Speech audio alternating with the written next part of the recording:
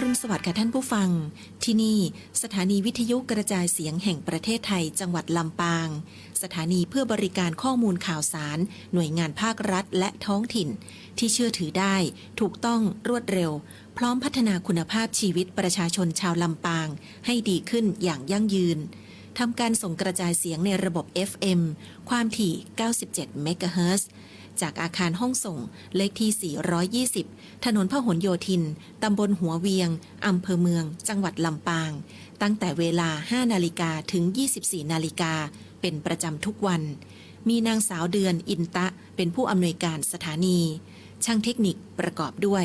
นายประสานทิมทอง นายแหลมเพชรนันตาแสง นายภูพิงพงศิริแสน และว่าที่ร้อยตรีอาทิตย์วรรณวารีสำหรับผู้ประกาศประกอบด้วยนางกาญจนาอินทานายบรรหารสุยะนางอัชราพรปวงจันทร์และนางสาวชุติการเหล่าชัยค่ะวิทยุแห่งประเทศไทยให้ความรู้คู่ความสุข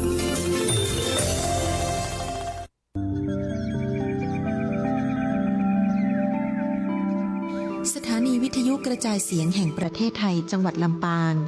FM 97 เมกะเฮิรตซ์เสนอรายการธรรมะยามเช้า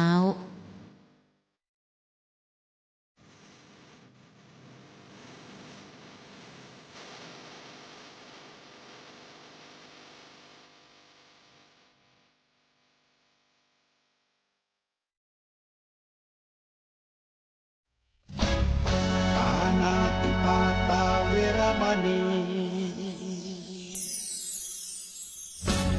อทินนาทานาเวรมณีกาเมมุสาสุราเม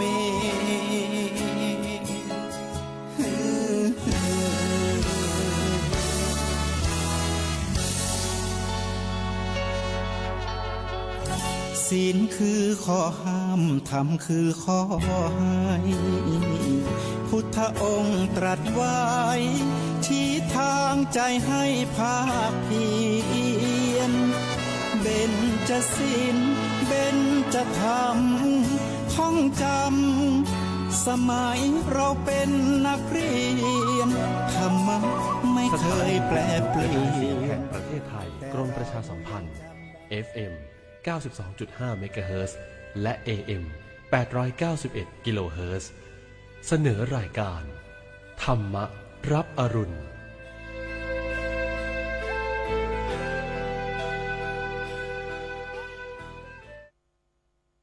อรุณสวัสดิ์ครับท่านผู้ฟังต้อนรับท่านผู้ฟังเข้าสู่รายการธรรมะรับอรุณในเช้าวันจันทร์ช่วงของสมการชีวิตนำธรรมะมาปรับใช้ในการดำเนินชีวิตครับเช้าวันนี้ครับผมทรงพลชูเวศและพระมหาไพบูลย์อภิปุโนจากมูลนิธิปัญญาภาวนาดำเนินรายการกราบนมัสการพระอาจารย์ครับเฉพาะในทุกวันจันทร์สัปดาห์เว้นสัปดาห์ก็จะมีคุณทรงพลชูเวศผู้จัดรายการบันทึกสถานการณ์มาร่วมพูดคุยกับเราด้วยในช่วงของสมการชีวิตโดยนำประเด็นในชีวิตปัจจุบันเรื่องเกี่ยวกับข่าวสารบ้านเมืองหรือสิ่งต่างๆที่เป็นประเด็นในสังคมมาพูดคุยกันดูซิว่าจะมีธรรมะใดมาปรับใช้กันบ้างในวันนี้เรามีประเด็นอะไรกันบ้างคุณสมพลเชิญครับครับ